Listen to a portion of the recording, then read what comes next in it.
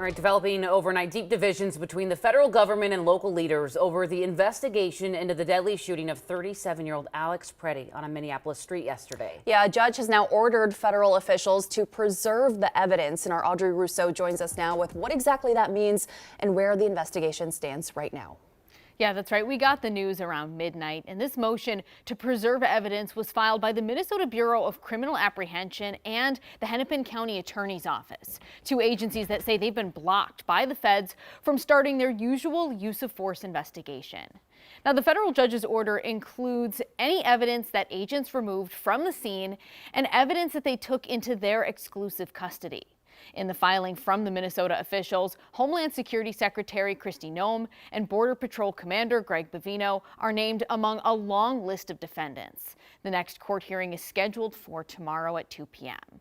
And this comes after local and state investigators say they were cut off from the evidence and the case files in the Renee Good shooting death just 2 weeks ago. Back to you. Thank you for that update. And after the shooting, the Department of Homeland Security said Preddy was approaching agents with a gun and that they acted in self-defense. Yeah, but videos and various views of the incident tell a whole different story. Our Lure Goose breaks it down.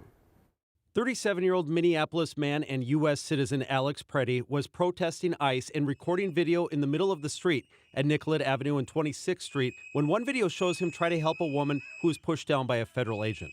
Video shows an agent spray Preddy in the face. He struggles with several of them and they shoot him multiple times.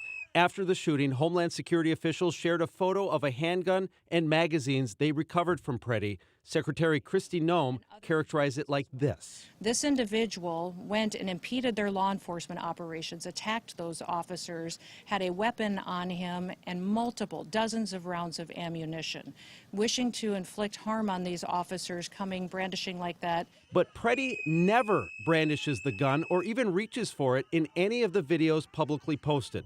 And look at this. A federal officer pulls Preddy's gun from the back of his pants on this video as the agent next to him draws his weapon.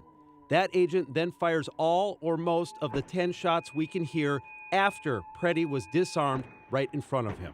Normally, the state's Bureau of Criminal Apprehension would begin a use of force investigation. But unfortunately, in these recent events, others outside of the state are making decisions that does not occur. BCA Superintendent Drew Evans says after federal agents blocked them from the crime scene, they got a warrant from a judge. Remarkable, considering the crime scene is a public street. But we did that attempting to have judicial approval to enter this scene to gather evidence. We were once again blocked by federal authorities to go in and do that scene examination. Noem made it clear that Homeland Security investigations would be conducting any investigation of their own federal officer, while Evans and Hennepin County Attorney Mary Moriarty are encouraging anyone with videos or other evidence to send it to them as well. State officials say they do not know the identity of the agent who shot Preddy. They say federal authorities will not share that information.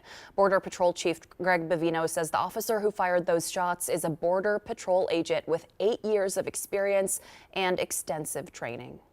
Well, chaotic moments following the shooting as federal agents left the scene yesterday morning, dropping chemical irritants on protesters and bystanders. So this is what our crews captured as some of those agents drove away along First Avenue South. As you can see, crowds following behind them, shouting as the ICE agents left.